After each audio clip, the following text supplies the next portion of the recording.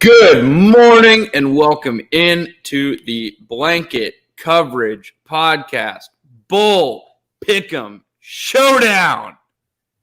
Jack and I, if you are not familiar, do a Bull Pick'em every single year, and it's usually some sort of maybe not tiebreaker is the wrong word, but it's the ultimate way for us to settle the score as far as Pick'em goes this year. As you can see in the top right corner, we do have some news to discuss first. This is a Bull preview, but we will not skip over the fact that my man, Urban Meyer, is out in Jacksonville before week 15 of his first season in the NFL. Now, I know what you're saying. No, you can't just pour on the Jacksonville Jaguars. This is a poverty franchise. They haven't had nice things in a very long time. And by a very long time, I mean like 4 years ago, they were in the AFC Championship. Still should have won that. But I all I have to say is I am you. I've been you. The Titans had a one-year head coach in Ken Wisenhunt. Which of course led to the Mike Mularkey era in Tennessee, and then you know we found our guy Vrabes up in the corner here. But no, Urban Meyer out. This is something that we definitely all did not see coming, and that's a lie because I said. About what was it? Oh, that was in September. It was the night of the first game, or maybe the night after the first.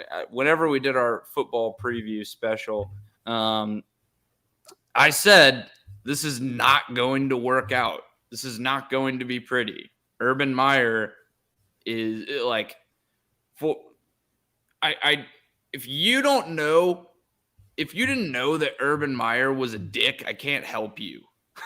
Like. If you've seen all the available evidence and you didn't come to the conclusion that Urban Meyer is a massive douchebag, I don't know how to help you, because we as college football fans have been watching Urban Meyer for years, and we know that despite all of his success, that Urban carries scandal with him everywhere he goes, from players on his team literally killing people to the Ohio State madness with the coach, with Zach, I forget his last name, but with the domestic violence allegations that he seemed to just completely and blatantly ignore while he was at Ohio State against one of his coaches. And the funniest thing is that last week, he said there were some stories that leaked out, and the timeline is up on Twitter. You can find a million different stories, and every Urban Meyer coach fired story has a timeline of his tenure in Jacksonville.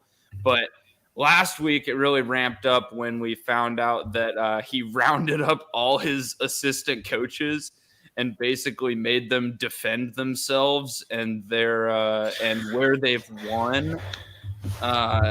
Urban, I don't know if you know this, buddy, but you've never won anything in the NFL. Yeah, this was a pretty disastrous stint. I mean, you got 15 weeks to sort of show what you're made of as an NFL coach. We get that it's a different game, it's a different vibe, and we understand that. I mean, nobody expected the Jaguars to have a winning record or anything this season, which again is why there was no pressure to win anything major, but there is pressure to win more than 2 games, and then even beyond just the winning of the games. But I mean, we didn't really talk about this a crazy amount, or actually we didn't talk about this yet because we haven't done this episode yet, but we will pretty shortly, is that what in the world happened with James Robinson? Because for some unknown reason, he just didn't play at all. Instead, Carlos Hyde was put in and played.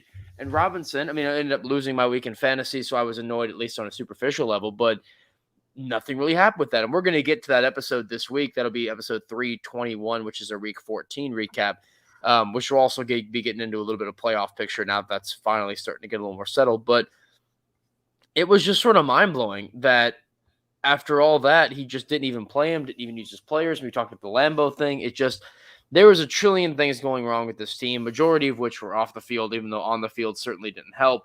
And yeah, this was this thing that was waiting to come. Everybody knew this was going to happen, and it was a pretty depressing end if you're a fan of Jacksonville sports, which we are not particularly, but I am a fan of sports in general, and this was just depressing to see as a sports fan because it was like, how in the world did this just completely collapse into whatever cesspool this is? So if that's all you got to say, we can go right into our top 25 if you're ready for that.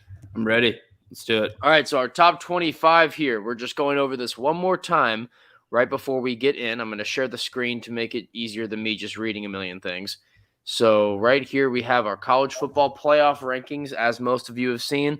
Alabama, Michigan, Georgia, Cincy are your top 4. Then you got Notre Dame, Ohio State, Baylor, Mississippi, Oklahoma State, and Michigan State to close out your top 10. And then Utah and Pittsburgh, your last 2 teams in the New Year's Six. Now, I know you got in a slight Twitter spat with some bozo over this, Noah, but the top 12 teams are not necessarily the 12 teams that are in the New Year's Six Bowls. It happens to be that way this year. It actually usually is not that way, but this year it just happened to be it. It depends on who wins what, where the teams are. It's all very dependent. For example, if Wake Forest ended up winning that game against Pitt, would they have been in the top 12? I don't know. So there's some weird ones like that. BYU was arguably deserving of a New Year's Six Bowl, but didn't get it. So there's some weird options in here. Obviously, if you have a team like Iowa winning the championship for the Big Ten, any other upsets that occurred that ended up not happening would have changed things. So it's all very odd. Then as you scroll down after that, again, BYU, as you mentioned, then Oregon and Iowa round out your 15. Then Oklahoma, Wake Forest, NC State, Clemson, hilariously finishing at 19th, and Houston at 20th. And then your final 5 teams, Arkansas, Kentucky, Louisiana, the Raging Cajuns, San Diego State, and then Texas A&M, because you had to put A&M ranked right at the end for some unknown reason. So I do think it is kind of funny that Arkansas finished 8-4 and is still above 4 different teams, including Kentucky, who finished a game above them. But I'll give Arkansas credit. They did pretty well. So those are your rankings, and we can go right in to our bowl game predictions. Now, there are a few players that are going to be skipping out on some things here, so that's why some of these rankings are going to end up mattering to who those guys are. But before we do that, these are going to be the big games, the semifinal games, the games that obviously no players will be sitting out willingly for. And the first one is the Orange Bowl, the yearly bowl down in Miami Gardens, where the Dolphins and the Miami Hurricanes play. And that's going to be the number 1 Alabama Crimson Tide up against the number 4 Cincinnati Bearcats. And do we think that Alabama is going to keep on rolling, or Cincinnati can finally be one of the very few 4 seeds to win in this game? Only happened a couple of times. Well, the Tide is going to roll in this game. I have zero doubt about that. And it comes down to the fact that Cincinnati's strengths, so the secondary, the quarterbacking, match up against Alabama's strengths. And I think Alabama, in terms of, you talk about the receiving core, you talk about the quarterback, they are just better in almost every single area than Cincinnati. Now, there's always the point about, well, what if Cincinnati comes out and tries really, really hard and executes a near flawless game plan?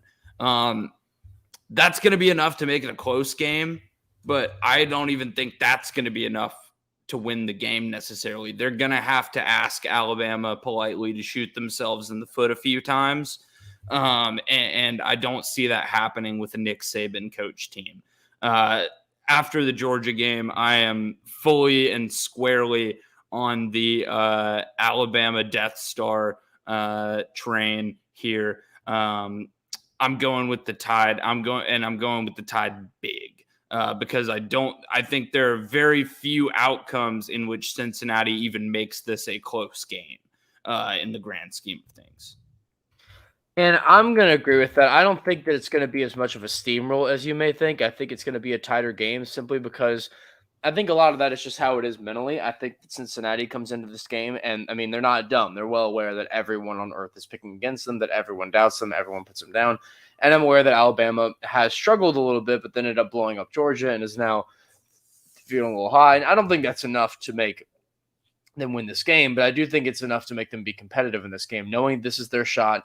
This is their time to make something big. I don't think they're going to fall flat on their face. I think Cincinnati's a good enough team. I think they're a better team than last season.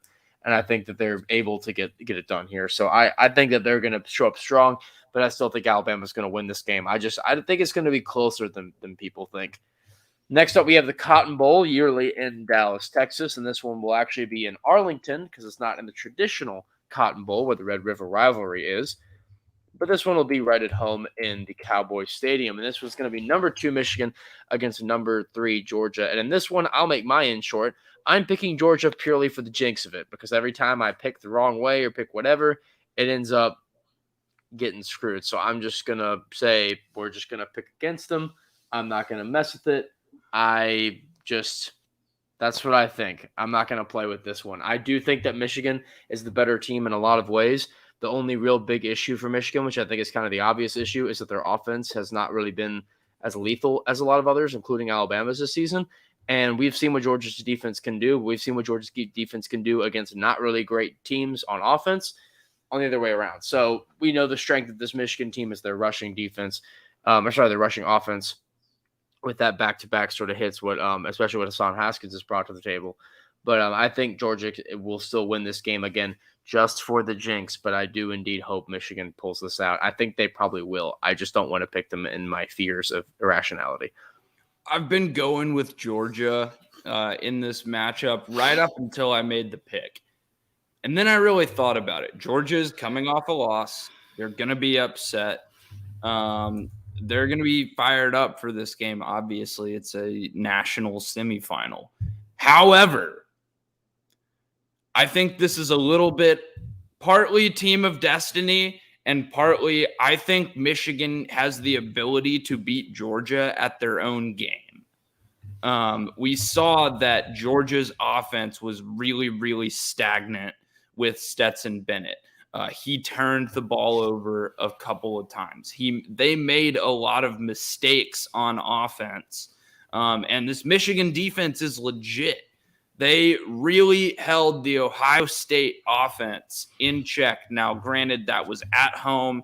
It was a loud atmosphere. It's hard for quarterbacks to make call-outs in that atmosphere. But this is going to be maybe not equally, but this is also going to be a loud indoor atmosphere in Texas. I think that works to Michigan's advantage.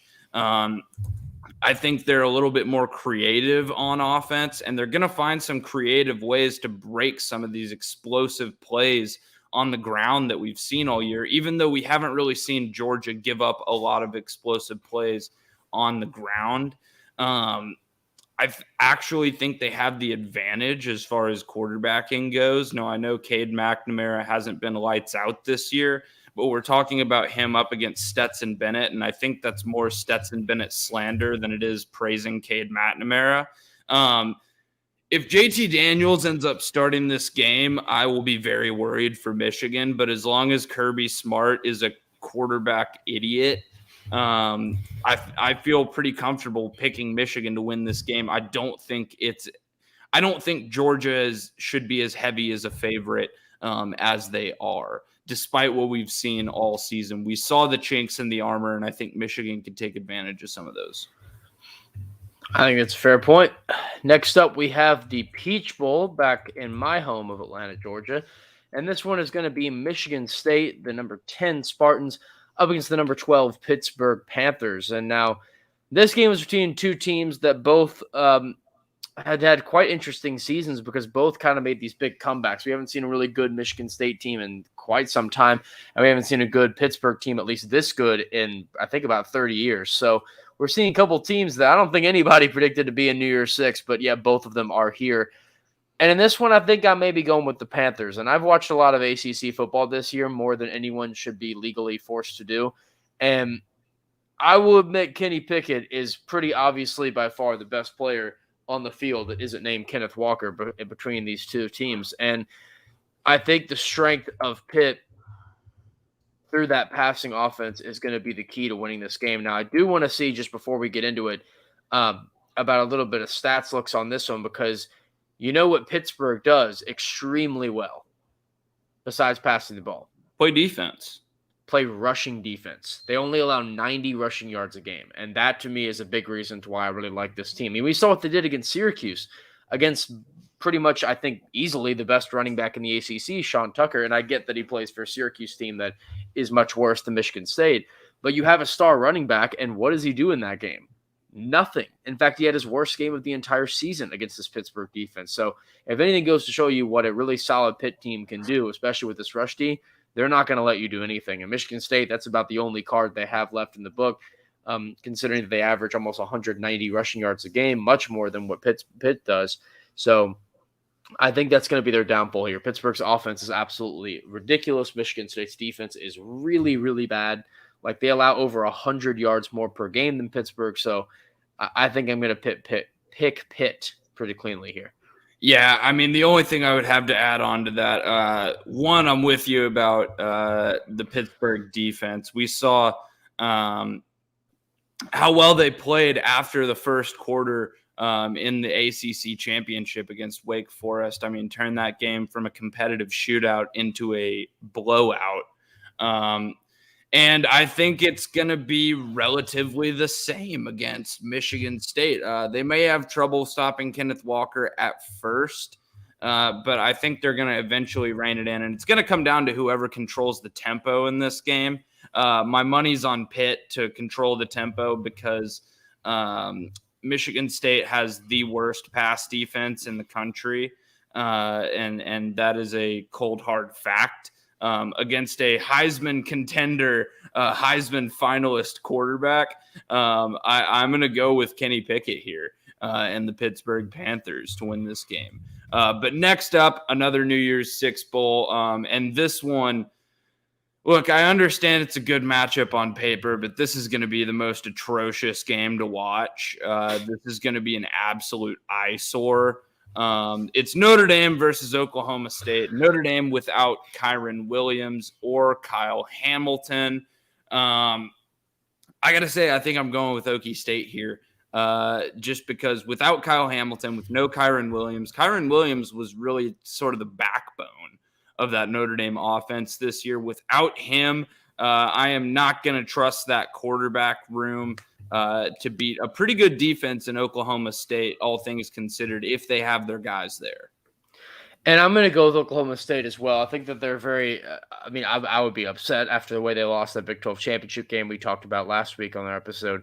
But I think this team is still very talented. They still had a fantastic season, and they have a chance to still win a New Year's Six Bowl, which, considering that they lost the big game they thought they needed to get that in, pretty impressive work still by Oklahoma State to get here and a top 10 finish. And probably the best quarterback matchup of any of these games. And Spencer Sanders versus Jack Cohn. What an awful day to have eyes. That's going to be what an awful day to be a football fan. Like, that's going to be just absolutely brutal. The fact that both of these teams are a top 10 teams just makes me sad. It really does make me sad. I hope I get scheduled to work during that game. I'm gonna end up watching this either way, and it's gonna make me just sick. But yeah, this is easily the New Year's Six game for sickos. If you want to find the sicko bowl, this is the sicko bowl right here. Notre Dame, Oklahoma State. I'm just mad they even got scheduled, but it's disgusting. But next up, we have the granddaddy of them all, the Rose Bowl. And this year, we actually have a Rose Bowl game that's the right teams playing, which means Pac-12 versus Big Ten, as it always should be. And you're getting your Pac-12 champs with Utah finally coming in and winning the Pac-12. They don't even get a top 10 spot for winning the Pac-12, if that goes to show you anything. And then Ohio State, who didn't even make the Big Ten championship game, they get a top 6 spot. So how does that figure out for you? But yeah, Ohio State up against Utah, but Utah could have some guys, Ohio State could have some big guys out for this game. So that's kind of where my pick is teetering, because if they play a at least mostly full strength team, I'm going to pick Ohio State fairly cleanly. But if they don't, I think Utah can win this game. So I'm kind of a dependent pick, seeing who's going to be out.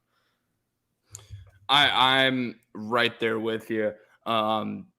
We don't know, and I've checked as recently as right now. We still don't know whether Wilson and or Olave are going to play in this game, not including some of the other guys that Ohio State has that may go to the draft. So this is also going to be a conditional pick for me. I'm going with Ohio State, but if they lose those two guys on their offense, this is a really physical Utah team, and they're going to beat them down. And it's always fun playing psychologist with some of these teams that maybe it's not where they want to get. Maybe they had national championship hopes. For Utah, this is their national championship. For Ohio State, it's a little bit disappointing, but I have a feeling that Ryan Day is going to have these guys fired up, and I'm not seeing last year's Florida team in the Sugar Bowl the way I'm seeing Ohio State right now. I don't think those are two equal situations there. I think Ohio State's going to have a ton of talent, a ton of their NFL guys playing. I think they're going to be able to get up for this game. Everyone's saying that this 10-3 Utah team can push them around a little bit, and I just don't think that's the case. I got Ohio State barring some significant losses there. And lastly, in terms of the New Year's Six Bowls, we have the Sugar Bowl. This one down in New Orleans, up in the Superdome, the decrepit, sad stadium where the Aints play.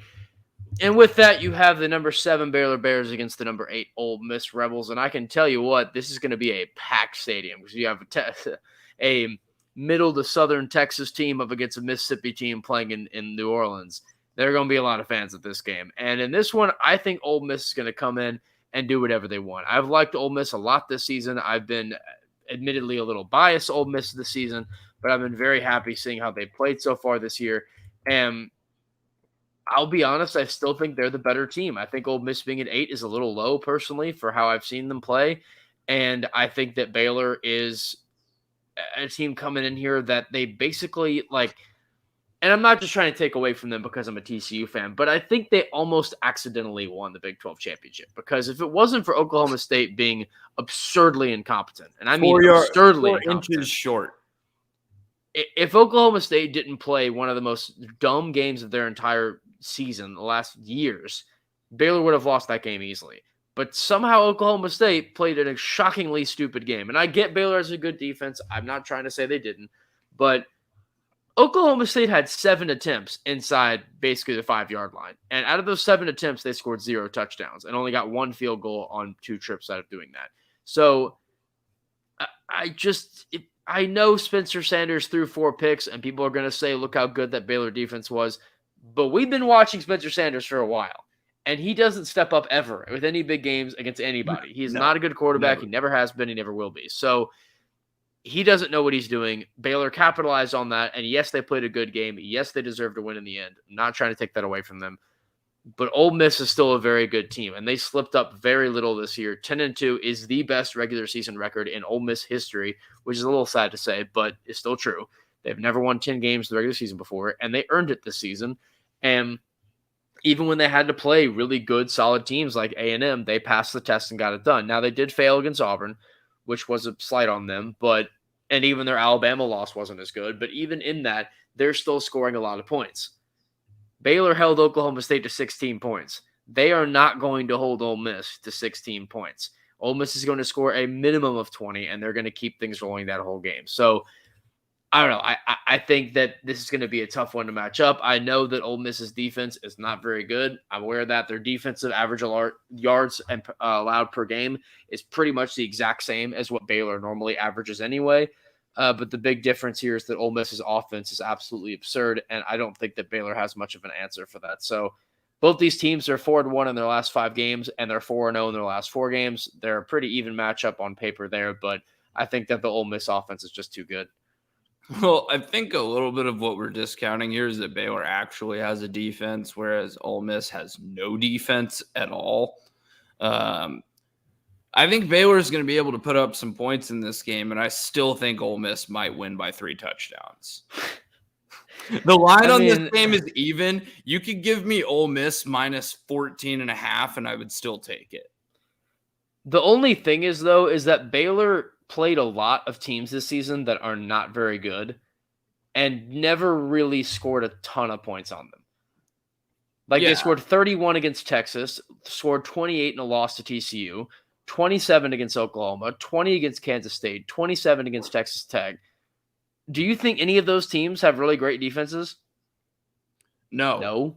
So that's my thing. And I know Ole Miss is really bad too, but we also know that none of those teams I just listed, and even Oklahoma, have really elite offenses like what we've seen out of Ole Miss. Yeah, Ole Miss is a better offense than all those teams. That's my thing. I think Baylor can put up some points, but I mean, Ole Miss might drop a 50 burger in this game just because Lane Kiffin got a new 10-year extension. That's true. We can now roll through this very quickly, but we just did it last year because we were at TCU. And, we'll say it again because we know a bunch of listeners could be from Big 12 schools. But out of the Big 12 bowls, and this will be in order of how they finish the regular season. Number 9, Oklahoma State, of course, in the Fiesta. Number 7, Baylor will be in the Sugar. Number 16, Oklahoma in the Alamo Bowl, which is the third place finish for a bowl. Iowa State with the Cheez-It Bowl. Now, don't be mistaken. This Cheez-It Bowl is different. This Cheez-It Bowl is actually in Orlando, and the old Cheez-It Bowl is now called the Guaranteed Rate Bowl.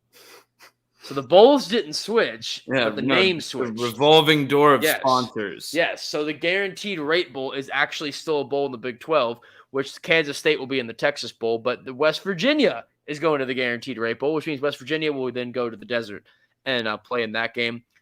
Texas did not go to a bowl game. TCU did not go to a bowl game. And Texas Tech, who finished 9th in the Big 12, gets to go to a bowl game. And they will go to the Liberty Bowl in Memphis, Tennessee. Yes. So congrats to Tech. And then, of course, Kansas, as they normally do, reserves the 10th spot for themselves and will stay there. Despite their win over Texas, they still finished last, which is quite humorous. But I do have to say, though, there are few things more satisfying than seeing Texas football not make a bowl game. But even more importantly, they did not make a bowl game at, were they 5-7? Is that right? I think so. So, yes, if Texas football had beaten Kansas. That was the point I was about to make. They would have gone to a bowl All game. you had to do was not let Kansas score 50 points at home. 57-56. And I still think, personally, that's my game of the year. There have been in terms of entertainment value, hilarious value, absurd value, that I can't think of a more entertaining and hilarious game than Kansas beating Texas in an incredible game. Like an honestly great game to watch. There have been lower scoring Kansas basketball games. There are Kansas basketball games that had less points than that football game. As strange as that sounds. But there are some other bowls. We're going to go through these relatively quickly because I really don't think we need a full breakdown of MTSU versus Toledo in the Bahamas Bowl. But let's start there because MTSU versus Toledo in the Bahamas Bowl. I'm going with Toledo. This is a little bit of fade Murfreesboro. It's one of my least favorite places in the United States of America. Middle Tennessee. Why might that be? Because we used to go there to play in the state championships for basketball and soccer. And I spent some days in Murfreesboro that did not end very well when I was in school. Some that did end very well. But I spent entirely way too much time in Murfreesboro, and this is my fade Murfreesboro pick. I will be picking Toledo here. And for me, I'm going to have to probably, I'll see what I picked in here, agree with you They're favored actually fairly heavily in this game. 10 points. Yeah. It's pretty heavy favorite. This game will actually be tomorrow because tomorrow bowl season is back, which just makes me filled with so much joy. I love bowl season more than almost anything in sports. Only a few other things surpass that for me. Obviously, things like March Madness do, but bowl season, college football bowl season is like a top 3 sports event for me. If you want to talk about like an extended event, not just like one game. But I very much love this. It is very great to see the teams going back to the Bahamas this year. Of course, that was an issue last season. It was not happening there. But this year we have the full slate of bowls ready to go. I know that we have gotten a little bit of a spike and some COVID stuff going around. We'll actually get to that in our NFL talk, how there have been some teams with some concerning COVID spikes on them. So we'll see how that goes. But yeah, glad to see this game looking back and up and ready to go. So shout out to the Bahamas Bowl. Next up, we have the Cure Bowl, which will be in Orlando, Florida, which you will hear quite the streak because we have a lot of games in Orlando, Florida this year. It's like 4 Apparently, or 5 everyone games. wants to go to Orlando, Florida. I don't know why anyone would want to go to the state of Florida for any reason. No. There is some of Florida that I think is fine, but Orlando is one of the godforsaken places that is not fine. So I have no idea why anyone would go to Orlando. And I get Disney's there, which that's great, but then that makes it worse. Like I want to stay as far away from Disney World as possible. Disney World is kind of a hellhole. Okay, I don't hate Disney World. I enjoy it. Oh, so we don't need to hate on standing in line all day to ride 2 rides? That's not necessarily the case every time. In Florida humidity?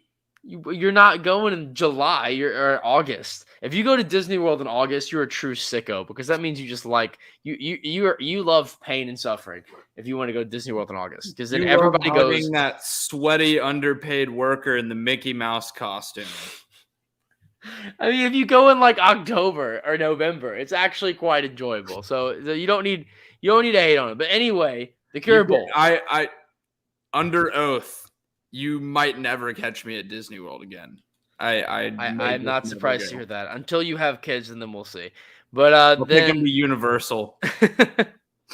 But see, I'm not a big roller coaster person. That's the problem. I'm not either. That's I think where this stems from is I hate roller coasters. And you just go anyway, just to spite. And I had a panic attack on the Tower of Terror when I was 12. That's fair. If I never went because I knew that would happen to me, so I'm not even gonna bother. But we'll get back to the other thing happening in Orlando, which I know it's super exciting. Northern Illinois, your MAC champions, up against Coastal Carolina, who didn't even attend the Sun Belt Championship, didn't even attend it this season, and yet still get a pretty good bowl for Sun Belt standards. But this one is going to be an interesting game because you'd think that the champion of a conference would be favored in this game, but they're actually not. They are pretty massive underdogs here, and this game should be pretty cut and dry, to be frank with you. So I think Coastal Carolina is going to win this game pretty cleanly.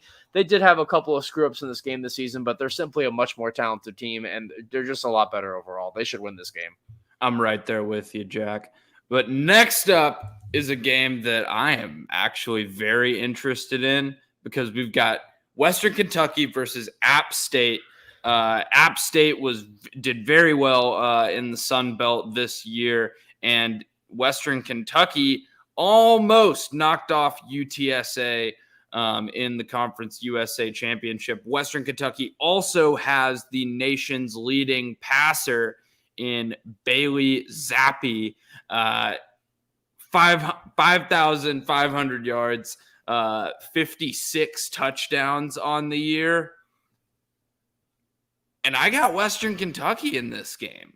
I think they're just going to be able to but I think they're going to be able to metaphorically run over App State. And I think this is Bailey Zappi's NFL tryout.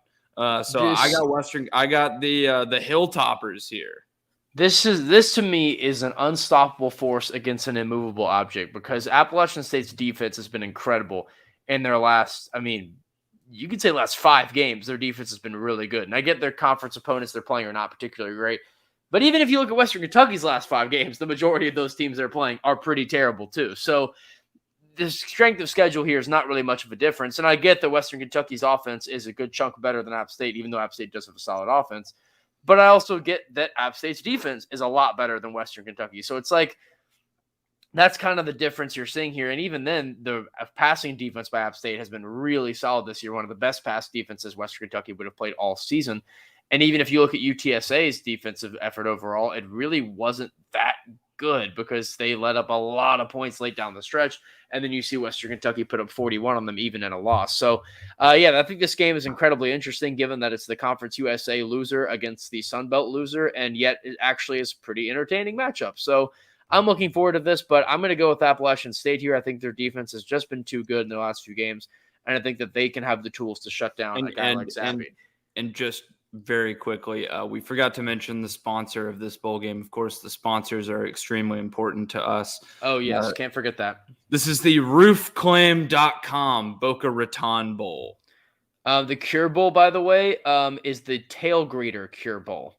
The what? The Tail Greeter Cure Bowl. I'm actually going to ask what that means. That sounds like something they would advertise on MTV at like 1 a.m. I'm trying to see if there's images of it. The Tail Greeter Cure Bowl. Tail Greeter. Okay, weird. Oh God. Okay, so we're gonna pull this up just because I love looking at the logos of these stupid bowl games.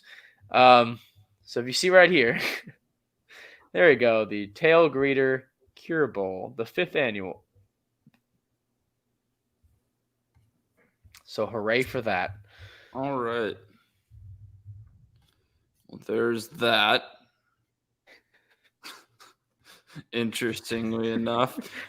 Next game, we've got the Celebration Bowl, which is South Carolina State versus the SWAC champions, coached by Deion Sanders, getting the #1 recruit in the country yesterday, Jackson State, sitting at 11-1, and I have Jackson State winning this game very cleanly. Well, the Celebration Bowl is one of the most celebrated bowls among FBS teams. Actually, the only bowl, quote-unquote, bowl game within bowl season that's within purely FCS, and it's the MEAC against the SWAC champions, and it's all basically of the HBCU. It's the HBCU conferences playoff, or basically like an HBCU championship. And so for this game, again, Jackson State is 11-1, South Carolina State 6-5. I think it's a little safe to say who we think is a better team here. Again, obviously Jackson State with Coach Deion Sanders has been big, flipping the #1 player in the 2022 class, cornerback from Florida State, to Jackson State, making Florida State not only lose to Jacksonville State this year, but also Jackson State. So, yeah, you're pretty down horrifically if you're a Florida State fan right now. But shout out to Jackson State for really becoming a actually really solid program in there. So, really, really good work. This game's also in Atlanta, Georgia, by the way. Celebration Bowl is in Atlanta. Next up, we have the New Mexico Bowl in Albuquerque, New Mexico, and that one is between the UTEP Miners and the Fresno State Bulldogs. What are your thoughts on this one? Look, I am a little hesitant to pick Fresno State in this game because they did lose Jake Haener transferring to Washington, and he followed his coach at Fresno State to Washington, Kalen DeBoer. But I'm still going to pick Fresno. I think they have the talent advantage here. They've played better football all year long. And if they've got anyone serviceable behind Jake Haener, they should have no problem with UTEP. Have you heard about the sponsor for this game?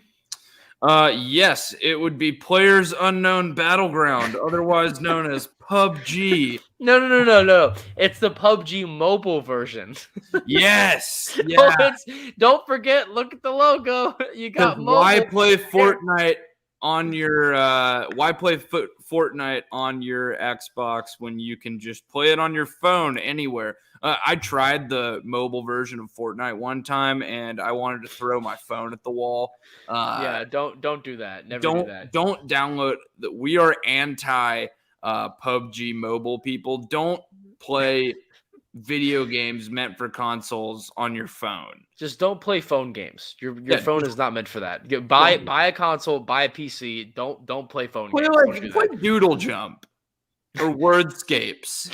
Yeah, play Wordscapes. Cup Pong. We need Wordscapes New Mexico Bowl. Yeah, the Doodle Jump New Mexico Bowl. the Angry Birds New Mexico Bowl. Yeah. God. But who do you have here? And then let's move on. Well, in this bowl, I'm going to go with Fresno State as well. I think they're a much better team than UTEP. But I think UTEP may put up a fight in this one. I think this could be an interesting game overall because Fresno State's played some tight games. So I think this could be a fun one. Next up, we're going to go to the Independence Bowl in the beautiful, the stunning, the gorgeous Shreveport, Louisiana, where we have UAB up against number 13 BYU. And I honestly feel sorry because look at this. This is BYU Stadium. This is what they play in every week. We've already shown this on the podcast. Look at that. That's what they play every week. Look at this. Independence Stadium in Shreveport. Look at this. Ew. That's the reward. Ew.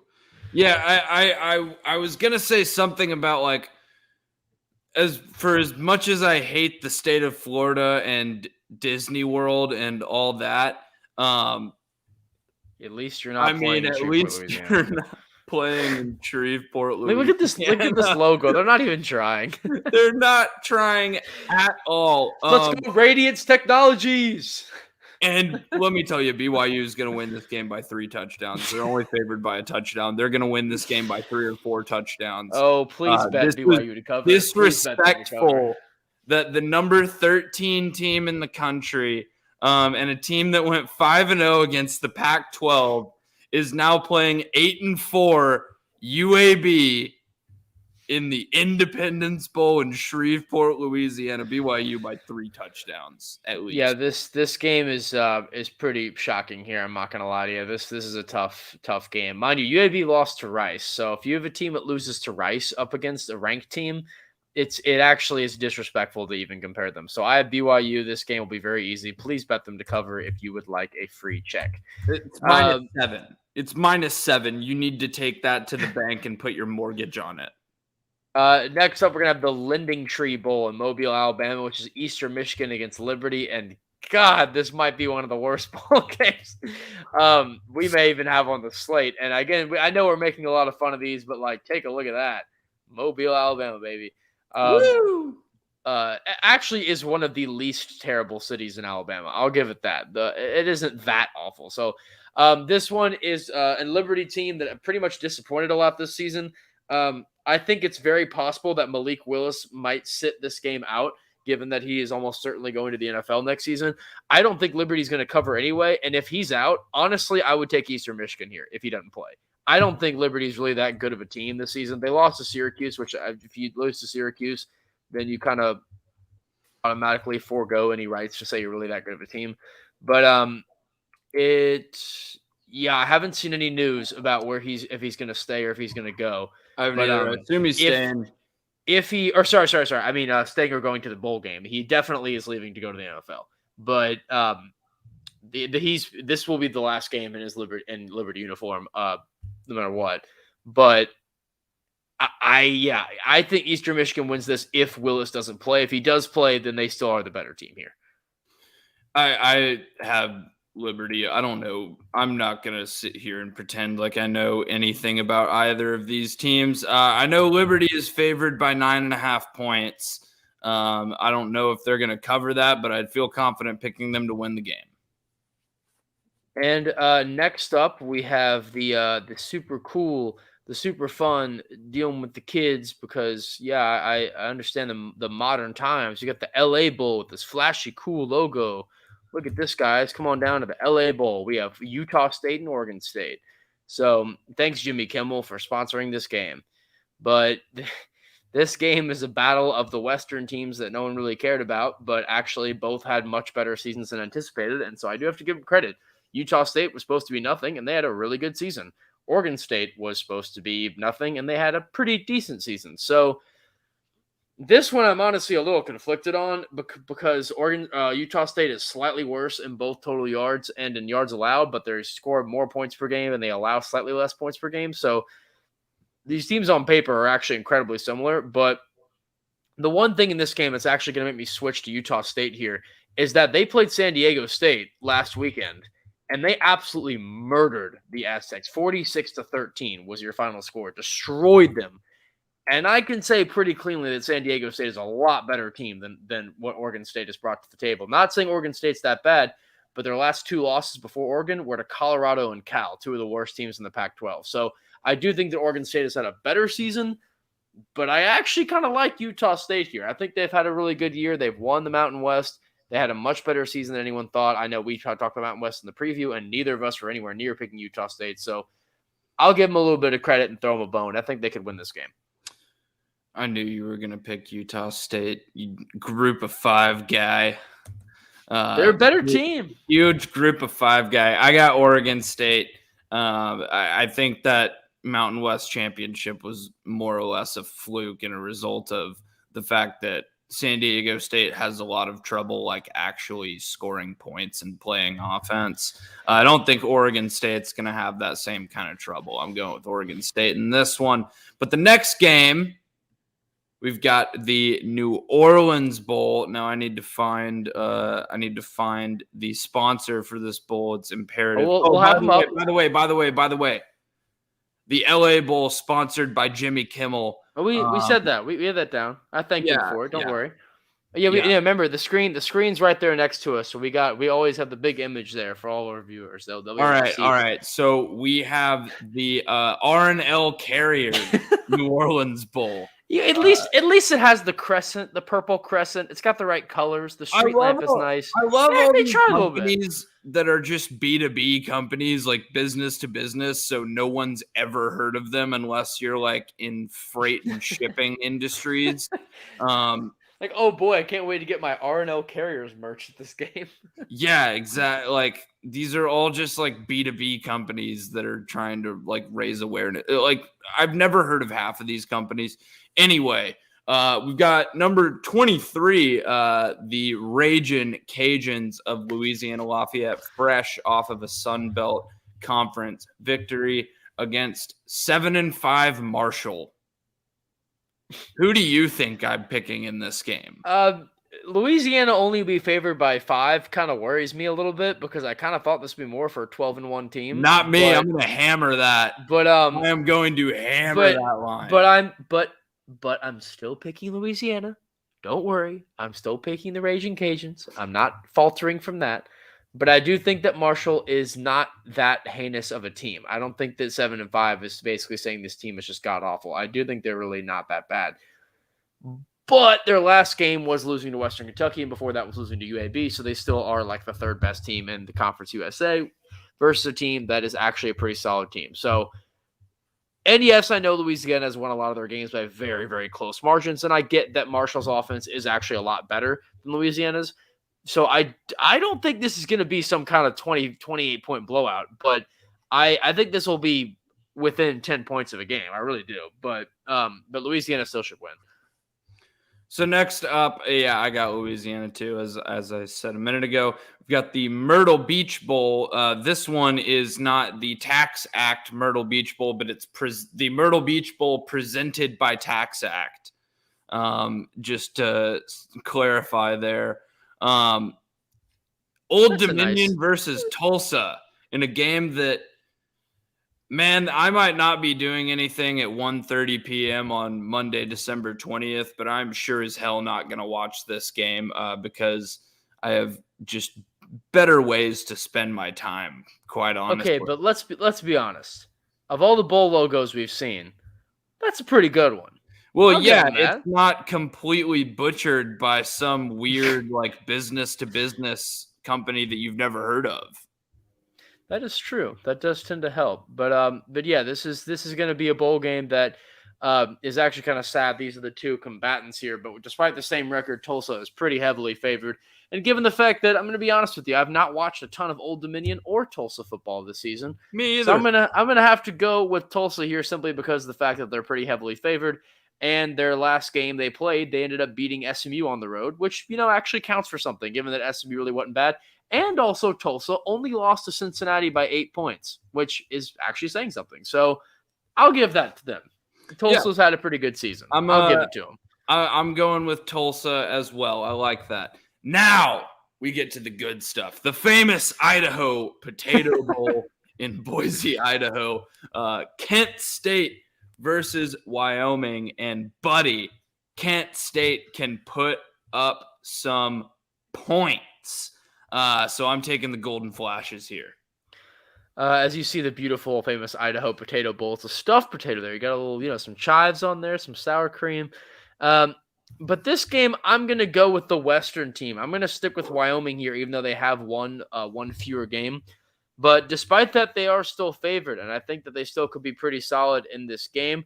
I know they haven't played particularly great football as of late, but Kent State kind of got mollywopped by Northern Illinois in the MAC championship, and I'm going to go on a little bit of a limb here. I may pick Wyoming. I think they'll be fun.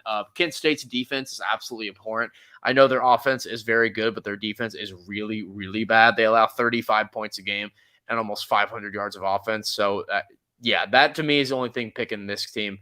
I just think their offense is really, really bad, and Wyoming's put up enough of an offense to make me have a little bit of faith in them. This game will be a heinous bowl game to watch. Once again, if you like your ability to see, I would not use it on watching a game like this. But fortunately, we have a really good game after this, and actually unironically good game after this, and it's the Frisco Bowl in Frisco, Texas. Unusually has a great bowl because I know it usually isn't the best place for it, but this one is going to be UTSA up against the San Diego State Aztecs, and this one could be a lot of fun. I'm really looking forward to it. I think it still is the Tropical Smoothie Cafe Frisco Bowl because, what makes you think of Texas more than this Tropical Smoothie Cafe? So, always excites me. I'm not sure I've ever seen a Tropical Smoothie Cafe, but either way, this is one of the best bowl games, not a New Year's Six Bowl. In fact, I think it's going to be an actually more entertaining game than Notre Dame, Oklahoma State, because of the eyesore of both of those offenses. I'm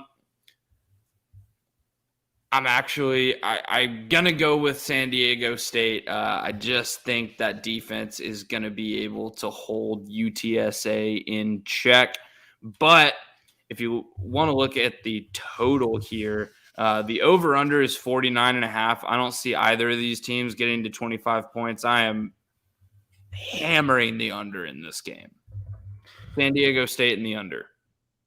I'm actually going to be going with UTSA in this game because San Diego State's defense was so good that it allowed 46 points to Utah State in their last game. So that's my reasoning for picking against them. Their defense usually has been really solid this season, but they really choked last game in a really big moment they needed not to choke. So that's why I'm going to be going with UTSA here.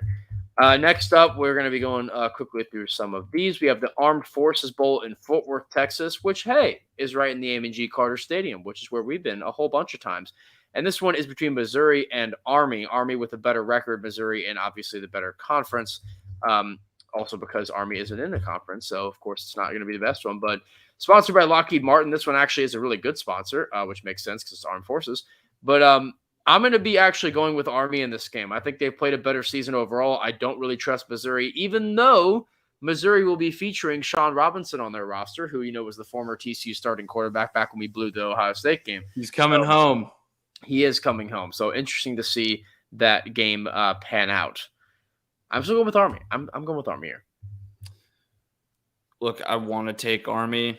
I'm going to take Mizzou. It's a principal pick. It's SEC over an armed forces or a service academy.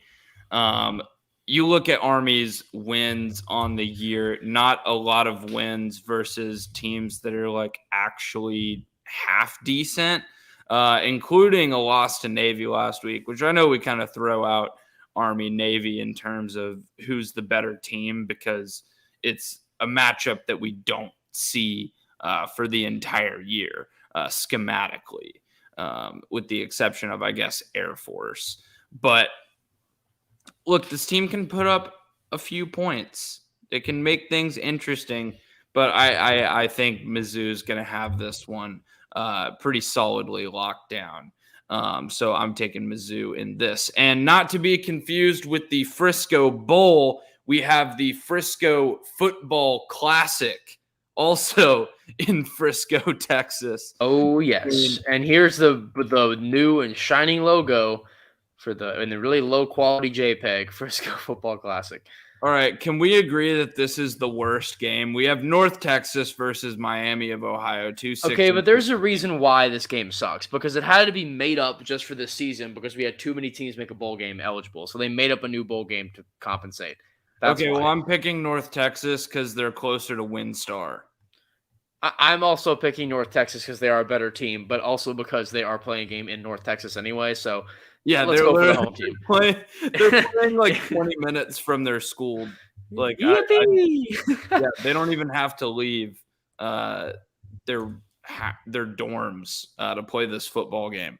Next up, we got the Gasparilla Bowl in Tampa, Florida. What is a Gasparilla? I have no idea, and I really don't want to Google it and find out.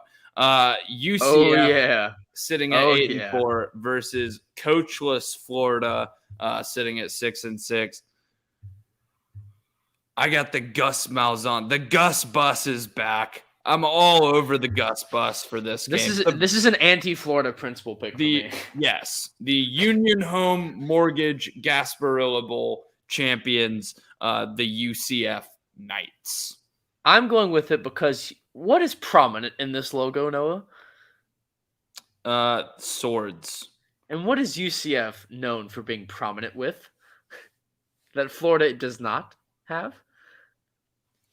A nice shining sword, as they are the Knights. Now, these are not Knight swords, obviously. But, I think the swords make a lot of sense. So I think that they're going to fit right in here. But I think this makes a lot of sense for this. So, I think this will be a lot of fun. I actually don't know where they're going to be because this used to be the Bad Boy Mowers Bowl. But I think they may be playing in the Rays Stadium, which would be disgusting. So I hope they're not playing in the Rays Stadium anymore because, it looks awful. But the Rays, yes, the worst baseball stadium in America. They're probably playing in the Bucs Stadium, if I had to guess. Well, they may be moving to that. I'm not sure if it's going to be if it was that or it wasn't that before. It may be moving to that. Let's go rapid fire through some of these smaller bowls so we can get to some of the bigger ones. I got to get out of here in a few minutes, so I don't want to leave you with too much on your plate by yourself. So let's get through some of these. The awful Hawai'i Bowl in Honolulu, Hawaii, is Memphis versus, of course, Hawaii. And I got Memphis in this game. I'm not picking Hawaii to win a football game. I have Memphis as well. I think that's going to be a pretty easy win. Not really much of a question here. The Camellia Bowl, Montgomery, Alabama, Georgia State versus Ball State. I don't know. Georgia State, I guess. Better record. I'm just going to pick them. This is kind of a depressing game. I'm going to go with Georgia State, despite Ball State actually having a good season, but they fell off hard of when they won the MAC title last year. So I think Georgia State has a bigger come up. Let's go with them. Yeah. The Quick Lane Bowl in Detroit, Michigan. Got Western Michigan versus Nevada. Now, I would pick Nevada here, but they lost their coach, Jay Norvell. Carson Strong also not playing in the bowl game to prepare for the NFL draft. Yeah, no coach, no quarterback. That is an automatic fade, Western Michigan. You also have to play in Detroit, so fade this game at all costs. So I'm going to go with Western Michigan because Nevada is apparently gutted. I was not aware of that, so I'm going to change that pick. If Nevada was full strength, they would be the better team here, but they are not. So won't be. So now we got the Military Bowl between two absolute powerhouse schools, Boston College and Eastern Carolina. Presented by Paraton, which sounds like a bad Peloton ripoff. I don't know what the deal is there. I'm not sure what Paraton is exactly. But I got ECU. This is me fading the ACC. This is me just going American over ACC. I'm going with Boston College because I think they've had a better season against better opponents. I know they're not 7-5; they're only 6-6, but I think that a lot of that was due to the fact that Boston College lost their starting quarterback for the majority of the season. When they got him back, they immediately started winning games. So I think that he could be a big boost to them and make this team just a little bit better. All right, fair. Next up, we've got the Birmingham Bowl in Birmingham, Alabama. And I believe Auburn is favored in this game against Houston, but they absolutely should not be. Houston is going to shellac them. With TJ Finley and no Bo Nix, this is going to be a shellacking. Yeah, I'm not worried at all. Houston should win this game pretty cleanly. Absolutely. Next up, we got the First Responder Bowl in Dallas, Texas. I believe, is this in SMU's stadium, right? Sadly, yes. This is the Serve Pro First Responder Bowl.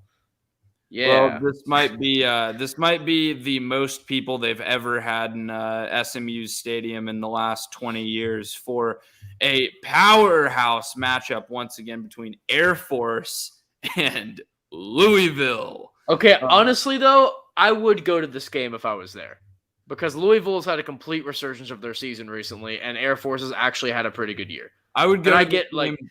I would go to this I would game go to just this to vandalize SMU's stadium. That's fair too. Also, tickets are $30. I would pay $30 to watch this game. I don't think you could get me to pay $30 to watch this game. Air Force sitting at 9-3, Louisville 6-6. Louisville's going to win this game cleanly, though. Louisville's I'm actually shocked you didn't fade the ACC in this game, given the record difference. But Louisville's they have a lot of firepower on offense that Air Force is just not going to have. So yeah, Louisville pretty cleanly. I assume you have Louisville as well. I do. I have a lot of faith in this team. Watching them live, they prove themselves to me. And a Liberty Bowl in Memphis, Tennessee, Mississippi State versus Texas Tech. This is a home game for Mississippi State. And also a Mike Leach revenge game, and you will not catch me fading either of those principles. This is a principal pick, Mississippi State over Texas Tech. The fact this is a revenge game is pretty cool, but it's also the fact this may be the oldest bowl logo I've ever seen. But it's Liberty Bowl, so who's surprised? Love to see the Liberty Bell in Memphis, Tennessee. But I'll go with the Mississippi State. I'll go with Mississippi State in this game. Simply because Texas Tech has not really proven anything to me besides the fact that they can make a bowl game and then proceed to lose every game after getting bowl eligible. So, which was at least like 2 or 3 games. Like they kind of collapsed. So given that they fell down the stretch, I'm going with Mississippi State. Yes, and this is the last game that I am going to be able to pick. I'm going to have to get out of here. But the Holiday Bowl in San Diego, sunny San Diego, California, UCLA versus NC State. I've got NC State here. I think Chip Kelly, while he's not going to bolt for Oregon, I think that certainly took a toll on the team. They may not be playing quite as hard for him after this. Again, this is me trying to play psychologist. Honestly, I think NC State's probably just the better team in 2 conferences that were pretty comparable this year. In terms of just the makeup of the conferences and the general skill level. So, yeah, I'm going to have to go with NC State here over UCLA. I'm actually going to be going with the Bruins in this game in a slight upset. I know they're pretty tight on the spread, but only going with them in this game because I think that their offense has been absolutely ridiculous in their last 3 or 4 games. They have been blowing teams away, putting up they've scored an average of 55 points in their last 3 games, all against conference opponents. And I get that all 3 were worse than NC State. But still, I think that this is still a fantastic team offensively, and I think they're going to get it done. This actually could be a lot of fun to watch this game. I'm looking forward to it. All right, can I give you like my top 3 locks before I get out of here? Because I have some other games that I need to just highlight very quickly. Tennessee minus 4.5 against Purdue. Hammer that and hammer the over 63. That's going to be a very high scoring game. Both of those teams are going to score 35 points at least, in my opinion. Next up, I have Oklahoma thoroughly handling Oregon. I will be betting Oklahoma minus 4.5. They are just immensely more talented of a team. And my other bowl lock, because fade Miami in every single bowl game. If you see the University of Miami in a bowl game, you pick against them because that is the right thing to do. This is a team that just lost their head coach. They're probably going to lose a bunch of players. and they are going to be so not fired up for this game. Give me Washington State over Miami, and that is an absolute lock. Take it to the bank. Miami stinks out loud. Remember when you thought Miami was going to be good this year, Jack? Not to rub it in, I just wanted to point that out. Almost as goofy as your back-to-back picks of Auburn winning the SEC and then Texas A&M winning the ACC. That's my take there. I always have to do something different with the SEC. It's because the Bama inevitability of Alabama. It's the inevitability every year. It's Bama every year. Why can't we have fun? Every single year. I want to have fun, but Bama won't let us have fun. But I'm going to let Jack take it away here. Sad to have to leave this bowl broadcast early, but Jack will be giving you all my picks, and I hope we have enough differing picks that I can make up some ground on you. I think this should be a really interesting bowl season, especially with us being one pick apart on the Pick'em records. So thanks for listening, guys. I am out. Jack, the studio is all yours. Peace out, y'all. Peace out, Noah. And we're going to go ahead and continue on with the Guaranteed Rate Bowl. I know we made fun of this bowl earlier for being the new Cheez-It Bowl. But, and we'll have the image up for y'all here.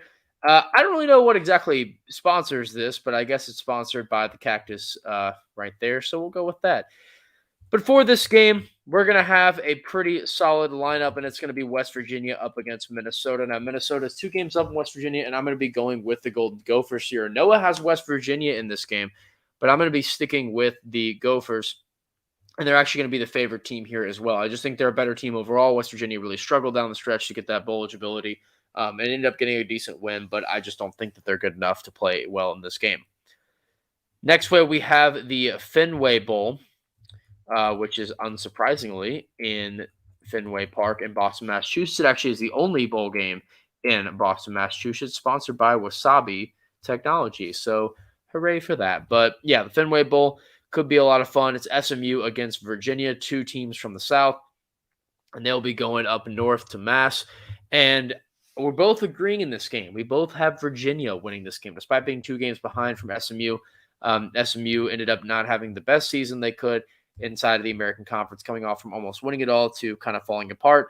Now, Virginia's defense is pretty bad, and they've lost actually the last 4 games in a row. So maybe, I don't know. But also, Tulsa's only won 1 of their last 5 as well. Both these teams have had pretty awful stretches. So, yeah, this is actually kind of a tough game to pick. But 3 of those 4 losses for Virginia were against Pittsburgh, Notre Dame, BYU, all 3 ranked teams, all 3 very good teams. In fact, those are the 2 best independent teams in the country, and then the ACC champs. So, yeah, this could be tough for Virginia, but whatever the over is in this game, I would go ahead and hammer that at 71, which I think is pretty fair, and it may need to be that much. So, yeah, this is a pretty bizarre game, but I would still be going with Virginia. Next up, we have the Pinstripe Bowl, which this bowl is in New York. So New Era Pinstripe Bowl. It's been here for quite a while, and it will continue there. And this bowl right here is going to be between the Maryland Terps and the Virginia Tech Hokies. So this game actually used to be a old ACC matchup, and now it is Big Ten versus ACC. So Maryland and Virginia Tech both have limped into this game at 6-6. Maryland only favored by 1. But I'm going to go with the Terps here, and actually Noah's going to agree. We're going to have both this Maryland team winning this game. They have had a pretty decent season, but it looks like Virginia Tech's going to be a little more favored in this one simply because of Maryland's bad defense. But yeah, this one's really close. I really don't know who's going to pull this off, but I may actually change it. I may change this one to Virginia Tech. So I may go along with the Hokies in this one. I'll change it up a little bit. And next up, I have Clemson up against Iowa State. This one is the Cheez-It Bowl, because who hasn't had a lot of fun at the Cheez-It Bowl? We love the Cheez-It Bowl. This game is always ridiculously goofy, and I think it is a lot of fun for everyone. So the Cheez-It Bowl, we got to get the logo back, of course. is in Orlando now. So it has now moved. We have now had the Cheez-It Bowl in Orlando after being in the what was it, in the desert at Chase Field, which was where this was, so 2019. Now the Cheez-It Bowl has switched sponsors. It is now in New Orleans. I think this was what the Camping World Bowl was, I'm pretty sure. But Clemson 9-3 against Iowa State 7-5, and I'm going to go with the Clemson Tigers in this one. I know their offense hasn't been as good, but their defense has been better, and this team has really, really picked it up. And I think that Iowa State just isn't that great. I don't think Iowa State is particularly great in this game. They are favored, and I know is actually going to go with them, but I'm going to stick with the Clemson Tigers here. Next up, we have the Alamo Bowl, our first actually really solid game coming up here, and this one is going to be between the Oregon Ducks and the Oklahoma Sooners, and this could be an absolutely wild game. Number 14 Oregon Ducks 10-3 versus number 16 Oklahoma. They're at 10-2, and we're both going to be going with Oklahoma in this game. I know Noah was very, very heavily favoring Oklahoma in this game, but I am going to agree with him, not necessarily in the spread. I don't think, or well, the spread, yes, I think they'll cover, but I don't think they're going to end up absolutely blowing this team away. I think it's going to be a little bit tighter than that. And so I have Oklahoma winning, but in a little bit of a closer game. And here is the Alamo Bowl logo. Didn't have it up before. Player Alamo Bowl. Lots of fun. So, yeah, I think the Alamo Bowl will be pretty tight in that regard. Next up, we'll have it up here. We have the Duke's Mayo Bowl. Now, this one is going to be a classic game of the Carolinas right here because we're going to see North Carolina and we're going to see South Carolina face off in what will be a lot of fun. SEC versus ACC is always great. This used to be the Belk Bowl, but is now changed to Duke's Mayo. This game will be played in the Panther Stadium in Charlotte, North Carolina.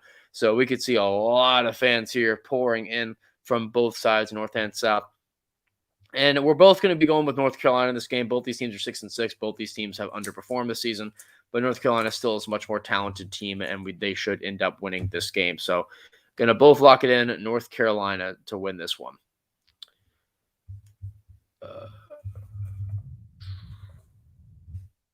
Next up, we have the Trans-Perfect Music City Bowl in Nashville, Tennessee, and this game is going to feature the 7-5 Tennessee Vols up against the 8-4 Purdue Boilermakers. And we're both going to be going with Tennessee in this game. Purdue has done really well this season. They've beaten a lot of very solid teams, but they've been unable to get over a lot of sort of mediocre / decent teams. I think this game is going to be really, really tight. Both these teams have performed very well in their last few games. Purdue especially well in the last few games. I think this is going to be a really, really tight game. This will certainly be a last 2-minute drive kind of game here. So I'm very, very excited. This could be a lot of fun. I know that Noah is incredibly excited as obviously he's picking his hometown Tennessee team, but I'm going to agree with him here. I think they are the better squad, and I'm looking forward to it.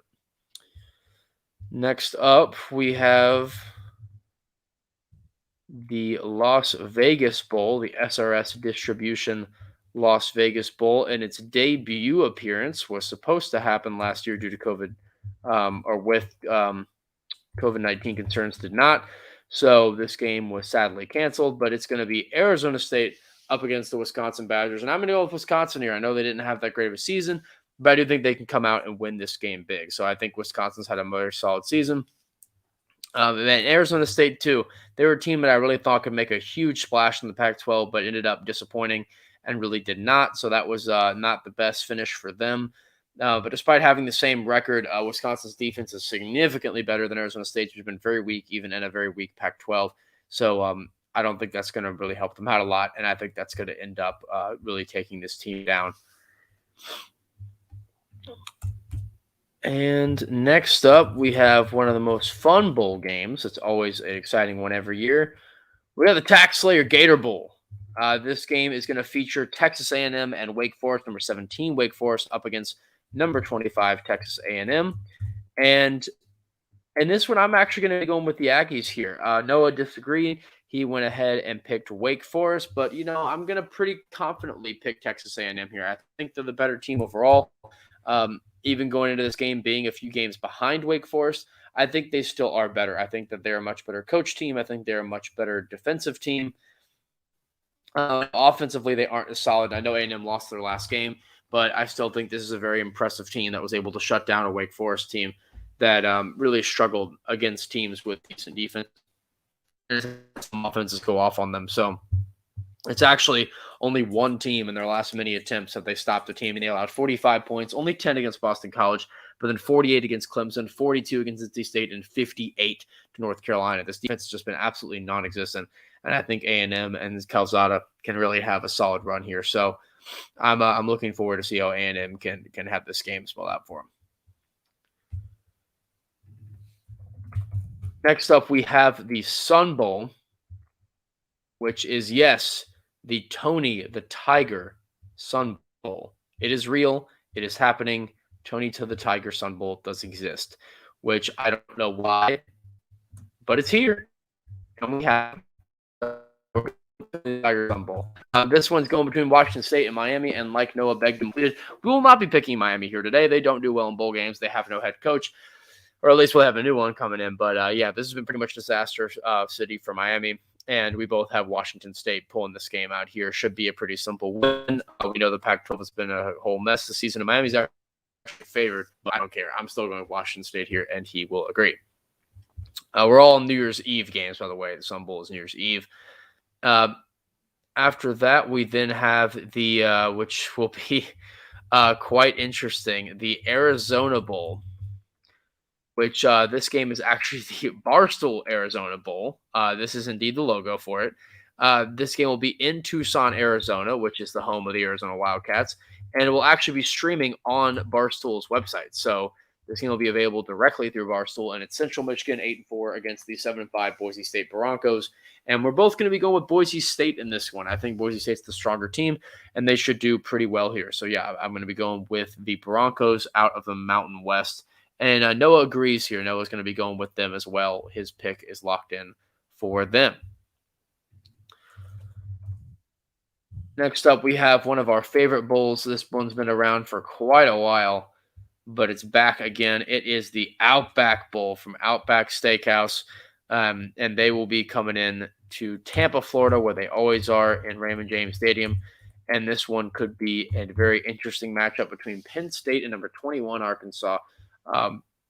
This game, of course, always on New Year's Day, and I'm quite excited for this. I think that there are not a lot of teams that that really have shown a lot of threat to really either of these teams early in the season, and then they both just sort of collapsed. Penn State 7-5, Arkansas 8-4, but they both started off so solid, and both of them ranked inside the top 10 this season, and yet neither of them finished anywhere near there. And so I'm picking Arkansas because they've had a much better recent run of form. And yeah, Penn State really hasn't done anything in a long while. Every single time that Penn State has played a good team this season, they've faltered with only a couple of exceptions. But losing to Michigan State by 3, losing to Michigan, losing Ohio State, they just can't beat anyone really good. And I know Arkansas is worse than most of those teams, but Arkansas still is competent enough to be able to beat this Penn State team that, again, I just haven't really seen anything really to be confident about. So not super high on them there. Next up, we have the Verbo or VRBO Citrus Bowl, and this will feature the Iowa Hawkeyes and the Kentucky Wildcats, number 15 Iowa against number 22 Kentucky. This game at 1 p.m. on New Year's Day in Camping World Stadium in Orlando, Florida. And Kentucky's actually favored in this game despite Iowa being up by a game, and I think the reason why might be because Iowa was absolutely shellacked in the Big 12, Big Ten championship game, which really no one saw coming. Kentucky also has a much, much better offense in this game. They've been able to do a lot of solid stuff there, but I'm going to go with Kentucky in this game too. I think there's a reason why they're favored, even in a game where they're much lower in rank. I think that speaks volumes, and I think that it is well-deserved. Iowa's been a very disappointing team this season, and I think this basically puts the cherry on top there. And our final bowl game of the season, which we hate to end it, but we must.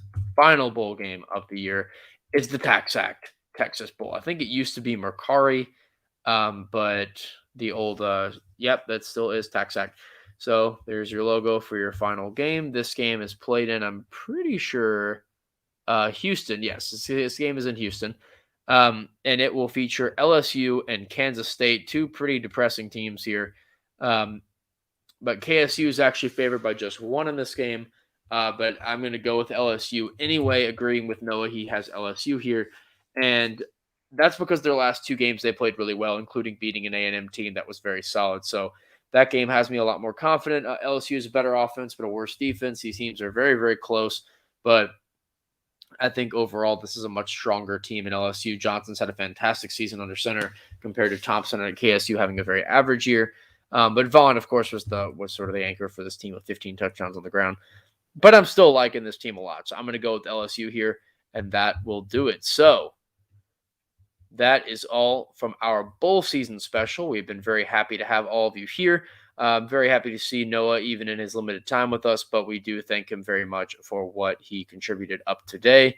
But that is going to be all for all of our bowl picks. There's a whole lot of bowl games here, and we are going to run it all back once we finish the bowl season. So just like the last 2 seasons, we will not be giving updates throughout the bowl year. We may put in a little bit of sprinkles here and there as we sort of finish things up on our own end. But we are not going to be giving week-by-week updates of all of this stuff as we go along. So just at the end of the season, we will have a full and complete college football recap. We're going to go over everything with y'all, how we did, how we picked.